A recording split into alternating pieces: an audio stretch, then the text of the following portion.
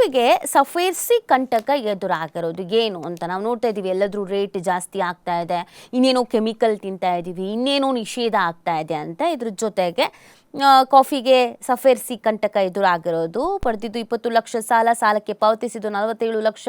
ಅಷ್ಟರಲ್ಲಿ ಹರಾಜಾಗಿದ್ದು 16 acre coffee ತೋಟ, ಉಳಿದಿದ್ದು ಅಲೆದಾಟ. ಹೀಗೆಂದು ಕೈಚೆಲ್ಲಿ ಕುಳಿತವರು ಮೂಡಿಗೆರೆ ತಾಲೂಕಿನ ಕಡೆಮಾಡ್ಕಲ್ ಗ್ರಾಮದ ಕಾಫಿ ಬೆಳೆಗಾರ ಸುರೇಶ್ ಗೌಡ. ನೋಡಿ ಹಿಂಗೆ ಏನೇನು ನಡೀತಾ ಇದೆ ಅಂತ. ಹವಾಮಾನ ವೈಪರೀತ್ಯ, ಕಾರ್ಮಿಕರ ಕೊರತೆ, ಕಾಫಿ ದರದ ಕುಸಿತ, ಗೊಬ್ಬರ ದರ ಏರಿಕೆ ಅಂತ ಕಂಗೆಟ್ಟಿದ್ದ ದಿನಗಳವು.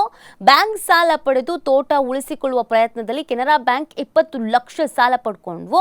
ಕೋವಿಡ್ ಕಾಲದಲ್ಲಿ ಸುಸ್ತಿದಾರರಾದವು. ಅಲ್ಲಿಂದ ಮುಂದಕ್ಕೆ ಚೇತರಿಸಿಕೊಳ್ಳಕ್ಕೆ ಸಾಧ್ಯವೇ ಆಗಿಲ್ಲ ಅಂತ ಸುಸ್ತಿದಾರರು ಸಿಲುಕಿದ ಕಥೆಯನ್ನು ಹೇಳ್ತಾ ಇದ್ದಾರೆ. ನೋಡಿ, ಬ್ಯಾಂಕ್ನ ಈ ನೋಟಿಸ್ ಮೇಲೆ ನೀಡ್ತಿದ್ದರಿಂದ 2024ರಲ್ಲಿ ಬಡ್ಡಿ ಸಹಿತ ಹಣ ಪಾವತಿಗೆ ಮುಂದಾದವು. ಅಷ್ಟರಲ್ಲೇ ತೋಟ ಹರಾಜಿನ ಪ್ರಕ್ರಿಯೆ ನಡೆದಿತ್ತು. ಅದನ್ನು ಮರೆಮಾಚಿದ ಬ್ಯಾಂಕ್ ಅಧಿಕಾರಿಗಳು ಈ ಒನ್ ಟೈಮ್ ಸೆಟಲ್ಮೆಂಟ್ ಮುಖಾಂತರ ನಿಮಗೆ ಅನುಕೂಲವಾಗಲಿದೆ, 25 ಲಕ್ಷದೊಳಗಿನ ಸಾಲ ಇದ್ದವರಿಗೆ 3%ರಂತೆ 25 ಲಕ್ಷಕ್ಕೂ ಅಧಿಕ ಸಾಲ ಇದ್ದವರಿಗೆ 4% ಬಡ್ಡಿ ದರದಲ್ಲಿ OTS ಮುಖಾಂತರವಾಗಿ ಒನ್ ಟೈಮ್ ಸೆಟಲ್ಮೆಂಟ್ ಅಂತಾರಲ್ಲ, ಸೊ ಅದ್ರ ಮುಖಾಂತರವಾಗಿ ಮರುಪಾವತಿಗೆ ಅವಕಾಶ ದೊರಕಲಿದೆ. ಈಗ ಮರುಪಾವತಿ ಬೇಡ, ಸ್ವಲ್ಪ ದಿನ ಕಾಯಿರಿ ಅಂತ ಮಾಹಿತಿಯನ್ನು ನೀಡಿದ್ರಂತೆ.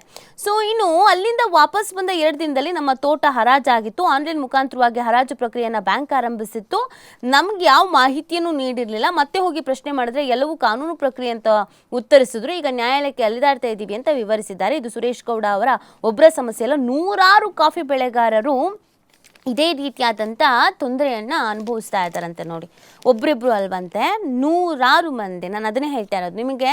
ಒಂದು ಕಡೆಯಲ್ಲಿ ಮಳೆ ಇಲ್ಲ, ಬರದ ಪರಿಸ್ಥಿತಿ, ಇನ್ನೊಂದು ಕಡೆಯಲ್ಲಿ ಅತ್ತಿನ ಬಡಿ ಇತ್ತಿನ ಬಡಿ, ಅದು ವಿಷ ಇದು ವಿಷ, ಅದು ಬ್ಯಾನ್ ಆಗುತ್ತೆ ಇದು ಬ್ಯಾನ್ ಆಗುತ್ತೆ, ಹಂಗೆ ಹಿಂಗೆ ಅಂತ. ಇದ್ರ ಮಧ್ಯದಲ್ಲಿ ಈ ಥರದ ಸಂಕಷ್ಟಗಳು ಕೂಡ ರೈತರುಗಳು ಅನುಭವಿಸ್ತಾ ಇದ್ದಾರೆ ಅನ್ನೋದು ಗೊತ್ತಾಗ್ತಾ ಇದೆ. ಇನ್ನು ಸಫರ್ಸಿ ಕಾಯ್ದೆ ವ್ಯಾಪ್ತಿಯಿಂದ ಪ್ಲಾಂಟೇಶನ್ ಬೆಳೆಗಳನ್ನು ಹೊರಗಿಡಬೇಕು ಎಂಬ ಒತ್ತಾಯವನ್ನು ಕೇಂದ್ರ ಸರ್ಕಾರ ಮಾಡಿದ್ದೇವೆ ಅಂತ ಸಂಸದ ಕೋಟ ಶ್ರೀನಿವಾಸ ಪೂಜಾರಿ ಇದೇ ಸಂದರ್ಭದಲ್ಲಿ ತಿಳಿಸಿದ್ದಾರೆ. ಇಡೀ ದೇಶದ ನಿಯಮ ಆಗಿರೋದ್ರಿಂದ ಬದಲಾವಣೆ ಕಷ್ಟ ಅಂತ ಹೇಳ್ತಾ ಇದ್ದಾರೆ. ಆದರೂ ಕಾಫಿ ಸೇರಿ ಪ್ಲಾಂಟೇಶನ್ ಬೆಳೆಗಳನ್ನು ಹೊರಗಿಡಬೇಕು ಅಂತ ಮನವಿ ಮಾಡಿದ್ದೀವಿ. ಅದಕ್ಕೂ ಮೊದಲು ಈ ಆನ್ಲೈನ್ ಹರಾಜು ಪ್ರಕ್ರಿಯೆ ನಡೀಬಾರ್ದು ಅಂತ ಕೋರಿದ್ದೀವಿ. ಅದಕ್ಕೆ ಕೇಂದ್ರ ವಿತ್ತ ಸಚಿವಾಲಯ ಒಪ್ಕೊಂಡಿದೆ ಅನ್ನೋದನ್ನು ಇದೇ ಸಂದರ್ಭದಲ್ಲಿ ಅವ್ರು ಹೇಳ್ತಾ ಇದ್ದಾರೆ. ಸೊ ನೋಡಿ, ನಾವು ಪಾವತಿ ಮಾಡ್ತೀವಿ ಅಂತ ಅಂದಾಗ ಬೇಡ ಪಾವತಿ ಏನು ಸದ್ಯಕ್ಕೆ ಮಾಡೋಕ್ಕೆ ಹೋಗಬೇಡಿ ಅಂತ ಹೇಳಿ ಈಗ ಈ ರೀತಿಯಾಗಿ ಮಾಡಿದ್ರೆ ಹೆಂಗೆ ಅನ್ನೋದನ್ನು ಪ್ರಶ್ನೆ ಮಾಡ್ತಾ ಇದ್ದಾರೆ. ಕಾಫಿ ಬೆಳೆಗಾರರಿಗೆ ಕಂಟಕವಾಗಿ ಕಾಡ್ತಾ ಇರೋದು ಹಣಕಾಸು ಆಸ್ತಿಗಳ ಭದ್ರತೆ ಮತ್ತು ಪುನರ್ ನಿರ್ಮಾಣ. ಈ ಸಫೇರ್ಸಿ ಕಾಯ್ದೆ ಇದೆಯಲ್ಲ, ಇದು ಅವರಿಗೆ ಸಮಸ್ಯೆಯಾಗಿ ಕಾಡ್ತಾ ಇದೆ. ಕಾಫಿ ಕಾಯ್ದೆ 1942ರ ಪ್ರಕಾರ ಕಾಫಿ ಬೆಳೆಯನ್ನು ಕೈಗಾರಿಕಾ ಉದ್ಯಮ ಅಂತ ಕೇಂದ್ರ ಸರ್ಕಾರ ಪರಿಗಣಿಸಿದೆ. ಕಡಿಮೆ ವಿಸ್ತೀರ್ಣದಲ್ಲಿ ಕಾಫಿ ಬೆಳೆಯುವುದು ಲಾಭದಾಯಕ ಅಲ್ಲ ಎಂಬ ಕಾರಣಕ್ಕೆ ಗರಿಷ್ಠ ಮಿತಿಯ ಭೂ ಸುಧಾರಣಾ ಕಾಯ್ದೆಯ ವ್ಯಾಪ್ತಿಗೂ ಈ ಬೆಳೆಗಳು ಒಳಪಡೋದಿಲ್ಲ. ಕೆಲವರು ಈಗ ಈ ಕಾಫಿ ಬೆಳಿಬೇಕಾ ಬೆಳಿಬಾರ್ದಾ, ಬೆಳೆಯೋದ್ರಿಂದ ನಮಗೇನು ಲಾಭ, ಬೆಳೆದ್ರೆ ನಮಗೇನು ನಷ್ಟ, ಈ ಥರದೊಂದು ಪರಿಸ್ಥಿತಿಯನ್ನು ಎದುರಿಸ್ತಾ ಇದ್ದಾರೆ.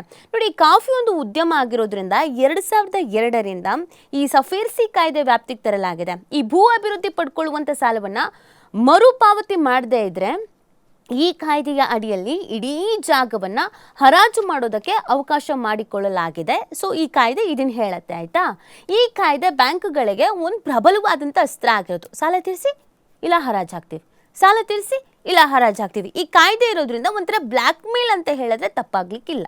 ಸೊ ಆ ಬ್ಲ್ಯಾಕ್ ಮೇಲ್ ಆಗೋ ಕೆಲಸ ಆಗ್ತಾ ಇದೆ ಅನ್ನೋದು ಆರೋಪ. ಇದರ ವಿರುದ್ಧ ಚಿಕ್ಕಮಗಳೂರು ಜಿಲ್ಲೆಯ ಹಿರೇಕೊಳಲೆ, ಯಲಗುಡಿಗೆ ಮತ್ತು ಆಲ್ದೂರು ಗ್ರಾಮಗಳ ರೈತರು ಹೈಕೋರ್ಟ್ ಮೆಟ್ಟಿಲೇರಿದ್ರು. ಕಾಫಿ, ಏಲಕ್ಕಿ, ಮೆಣಸು, ರಬ್ಬರ್, ಚಹಾ ರೀತಿಯ ಬೆಳೆ ಬೆಳೆಯುವ ತೋಟಗಳನ್ನು, ಅಂದರೆ ಎಸ್ಟೇಟ್ಸ್, ನಿಮಗೆ ಚಿಕ್ಕಮಗಳೂರು ಕಡೆ ಇದ್ದೀರಾ, ಮಲೆನಾಡು ಭಾಗದಲ್ಲಿ ಇದ್ದೀರಾ ಅಂತಲೇ ನಿಮಗೆ ಇದೊಂದು ಐಡಿಯಾ ಬಂದುಬಿಟ್ಟಿರುತ್ತೆ. ಹಿಂಗಿರುತ್ತೆ ಕಾಫಿ ಎಸ್ಟೇಟ್ಗಳು, ಏನೇನು ಬೆಳೀತಾರೆ, ಏನು ಪ್ರಾಬ್ಲಮ್ ಇದೆ ಅನ್ನೋದು ನಿಮಗೆ ಗೊತ್ತಾಗುತ್ತೆ. ಕಾಫಿ ಅಂದ ತಕ್ಷಣ ಹೇಗೆ ನಿಮಗೆ ಚಿಕ್ಕಮಗಳೂರೇ ಅಲ್ಲ. ಸೊ ಅಲ್ಲಿನ ಎಸ್ಟೇಟ್ಸ್ಗಳು ಕೃಷಿ ಭೂಮಿ ಅಂತ ಪರಿಗಣಿಸೋಕೆ ಆಗೋದಿಲ್ಲ ಅಂತ ಹೈಕೋರ್ಟ್ ಕೂಡ 2021ರಲ್ಲಿ ಹೇಳಿತ್ತು. ನಿಮಗೆ ಕಾಫಿ ಬೆಳೆಯವರಿಗೆ ನೀವು ಕೇಳಿ, ಕಾಫಿನ ಯಾವ ಪ್ರದೇಶದಲ್ಲಿ ನಿಮಗೆ ಎಲ್ಲ ಭೂಮಿಲೂ ಕಾಫಿ ಬರಲ್ಲ. ಸೊ ಅದು ಯಾವ ಭೂಮಿ ಬೇಕು, ಏನು ಗೆತ್ತ, ಯಾಕೆ ಅದನ್ನು ಕೃಷಿ ಭೂಮಿ ಅಂತ ಹೇಳಲ್ಲ, ಯಾಕೆ ಅದನ್ನ ಎಸ್ಟೇಟು ಇನ್ನೊಂದು ಮತ್ತೊಂದು ಅಂತ ಸೀಮಿತ ಮಾಡಿದ್ದಾರೆ ಅಂತಂದರೆ, ಸೊ ಕೋರ್ಟ್ ಕೂಡ ಇದು ಅಭಿಪ್ರಾಯ ಪಟ್ಟಿತ್ತು. ಈ ಸಫೇರ್ಸಿ ಕಾಯ್ದೆ ಸೆಕ್ಷನ್ 31(I) ಪ್ರಕಾರ ಈ ತೋಟಗಳು ಕೃಷಿ ಭೂಮಿಯ ವ್ಯಾಖ್ಯಾನಕ್ಕೆ ಒಳಪಡೋದಿಲ್ಲ. ಒಂದು ಹಣಕಾಸು ಸಂಸ್ಥೆಗೆ ಅಡಮಾನ ಇಟ್ಟ ಭೂಮಿಯು ಕೃಷಿಗೇತರ ಉದ್ದೇಶ ಅಥವಾ ತೋಟಗಳಾಗಿ ಪರಿವರ್ತನೆ ಆಗಿದ್ರೆ ಆ ಆಸ್ತಿಯ ವಿರುದ್ಧ ಬ್ಯಾಂಕ್ಗಳು ಕ್ರಮ ಜರುಗಿಸೋಕೆ ಅವಕಾಶ ಕೂಡ ಇದೆ. ಅದಲ್ಲದೆ ಈ ಭೂಮಿಗೆ ಭೂ ಸುಧಾರಣಾ ಕಾಯ್ದೆಯನ್ನು ಅನ್ವಯಿಸೋಕ್ಕಾಗಲ್ಲ ಅಂತಲೂ ತಿಳಿಸಿತ್ತು. ಕಾಫಿ ಬೆಳೆಗಾರರ ಹೋರಾಟ, ಜನಪ್ರತಿನಿಧಿಗಳ ಒತ್ತಡ ಬಳಿಕ ಕಾಫಿ ಕೃಷಿ ಸಫೇರ್ಸಿ ಕಾಯ್ದೆ ವ್ಯಾಪ್ತಿಗೆ ಒಳಪಡೋದಿಲ್ಲ ಎಂಬ ಕೇಂದ್ರ ವಾಣಿಜ್ಯ ಮತ್ತು ಕೈಗಾರಿಕಾ ಸಚಿವರು ಹೇಳಿದರು. ಬ್ಯಾಂಕ್ಗಳು ಹಣಕಾಸು ಸಚಿವಾಲಯದ ವ್ಯಾಪ್ತಿಯಲ್ಲಿ ಇರೋದ್ರಿಂದ ವಾಣಿಜ್ಯ ಸಚಿವರ ಹೇಳಿಕೆ ಪ್ರಾಮುಖ್ಯತೆ ಸಿಗಲೇ ಇಲ್ಲ.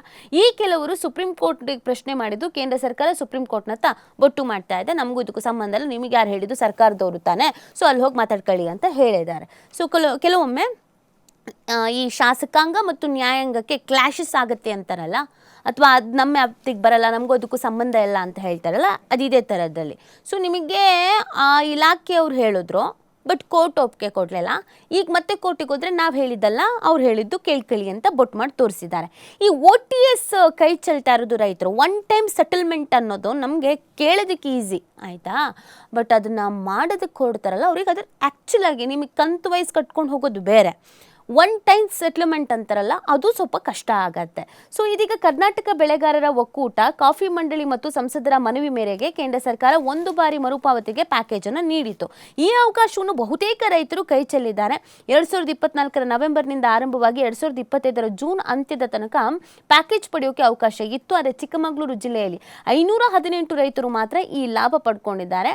ಸುಸ್ತಿದಾರರಾಗಿ ಇನ್ನೂ 2900ಕ್ಕೆ ಹೆಚ್ಚು ರೈತರು ಉಳಿದಿದ್ದಾರೆ. ಇನ್ನು 300 ಕೋಟಿಯಷ್ಟು ಬ್ಯಾಂಕ್ಗೆ ಹಣ ವಾಪಸ್ ಆಗಬೇಕಾಗಿದೆ. ಕೊಡಗು ಮತ್ತು ಹಾಸನ ಜಿಲ್ಲೆಯ ಬೆಳೆಗಾರರನ್ನ ಸೇರಿ ಒಟ್ಟು 6,000ಕ್ಕೂ ಹೆಚ್ಚು ರೈತರಿಂದ 500 ಕೋಟಿಗೂ ಅಧಿಕ ಸಾಲ ಮರುಪಾವತಿ ಆಗಬೇಕಾಗಿದೆ.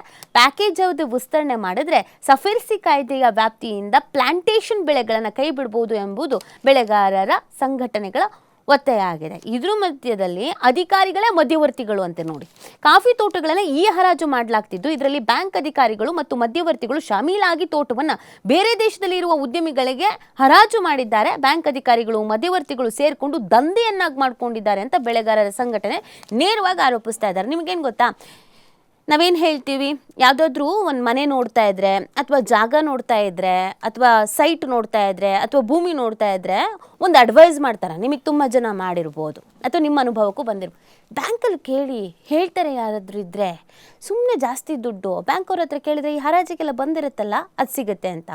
ಬಟ್ ಇದು ಇಲ್ಲೇನಾಗ್ತಿದೆ ಅಂತಂದರೆ ಮಧ್ಯವರ್ತಿಗಳಾಗ್ಬಿಟ್ಟಿದ್ದಾರೆ ಅಧಿಕಾರಿಗಳೇ. ಅವ್ರಿಗೇನು ಅಂತಂದರೆ ಫಾರಿನಲ್ಲಿ ಇರೋರು ಈಗ ಸಣ್ಣ ಪುಟ್ಟವ್ರು ನಾವೇನು 1 ಗುಂಟೆ ಜಾಗ ತಗೋಬೇಕು ಅಂದ್ಕೊಂಡಿದ್ದೀವಿ, 1 ಗುಂಟೆ ಜಮೀನು ಮಾಡ್ಕೋಬೇಕು ಅಂದ್ಕೊಂಡಿದ್ದೀವಿ, ಒಂದು 30-40 ಸೈಟ್ ಮಾಡ್ಕೋಬೇಕು ಅಂದ್ಕೊಂಡಿದ್ದೀವಿ. ಇದು ನಮ್ಮ ಇಲ್ಲಿನ ಮೈಂಡ್ಸೆಟ್. ನಿಮಗೆ ಫಾರಿನಲ್ಲಿ ದುಡಿತಾ ಇರೋರು ಹೇಗೆ, ನಂಗೊಂದು ಎಸ್ಟೇಟ್ ಬೇಕು ಇದ್ದರೆ ಹೇಳಿ, ಯಾವುದಾದ್ರೂ ಒಂದು ಫಾರ್ಮ್ ಹೌಸ್ ಥರ ಬೇಕು, ಯಾವುದಾದ್ರೂ ತೋಟ ಎಲ್ಲ ಇದ್ದರೆ ಹೇಳಿ. ಸೊ ಅವರನ್ನು ಇವ್ರುಗಳು ಅಧಿಕಾರಿಗಳು ಮಧ್ಯವರ್ತಿಗಳ ಥರ ಮಾಡಿಕೊಂಡು ಈ ಹರಾಜಿಗೆ ಬಂದಿರೋದ್ರಲ್ಲಿ ದುಡ್ಡು ಹೊಡೆಯೋದು. ಸೊ ಅವರಿಗೆ ಅದನ್ನು ರಿಜಿಸ್ಟ್ರೇಷನ್ಸ್ ಮಾಡಿಕೊಡೋದು, ಈ ಥರದ ಕೆಲಸವನ್ನು ಮಾಡ್ತಾ ಇದ್ದಾರೆ. ಸೊ ನೇರವಾದಂಥ ಆರೋಪ. ಸೊ ಅಧಿಕಾರಿಗಳೇ ಮಧ್ಯವರ್ತಿಗಳ ರೀತಿ ವರ್ತಿಸ್ತಿರೋದ್ರಿಂದ ಓಕೆ ಟೈಮ್ ಕೊಡ್ತೀವಿ, 1 ಟೈಮ್ ಸೆಟ್ಲ್ಮೆಂಟ್ ಮಾಡಿ, ಆಯಿತು ಸೆಟ್ಲ್ಮೆಂಟ್ ಮಾಡಿ ಅನ್ನೋದಕ್ಕಿಂತ ಹೆಚ್ಚಾಗಿ ಹೆಂಗಿದನ್ನು ಹರಾಜು ಹಾಕ್ಸ್ಬಿಡೋಣ, ಹೆಂಗಿದನ್ನು ಮಾರಿಬಿಡೋಣ, ಅವ್ರಿಗೊಂದಷ್ಟು ಕಾಸು ಬರುತ್ತಲ್ಲ. ಸೊ ಈ ಲೆಕ್ಕಾಚಾರ ಇದು ಕೂಡ ಆ ಭಾಗದ ರೈತರಿಗೆ ಅನ್ಯಾಯ ಆಗ್ತಾ ಇದೆ. ಕಾಫಿ ತೋಟಗಳಿಗೆ ಇತ್ತೀಚೆಗೆ ಮತ್ತೆ ಎಲ್ಲಿಲ್ಲದ ಬೆಲೆ ಬಂದಿದೆ. ಕಳೆದ 2 ವರ್ಷಗಳಿಂದ ಕಾಫಿಗೆ ಉತ್ತಮ ಬೆಲೆ ಸಿಕ್ಕಿರೋದ್ರಿಂದ ತೋಟಗಳಿಗೂ ಹೆಚ್ಚಿನ ಬೇಡಿಕೆ ಇದೆ. ಎಕರೆಗೆ 30 ಲಕ್ಷದಿಂದ 1 ಕೋಟಿ ತನಕ ಬೆಲೆ ಬಾಳುವಂಥ ತೋಟಗಳಿದೆ. ಆದರೆ ಕಾಫಿ ತೋಟಗಳನ್ನು ಬ್ಯಾಂಕ್ ಅಧಿಕಾರಿಗಳು ಮನಸ್ಸಿಗೆ ಬಂದಷ್ಟು ದರ ನಿಗದಿ ಮಾಡಿ ಹರಾಜು ಮಾಡಿದೆ.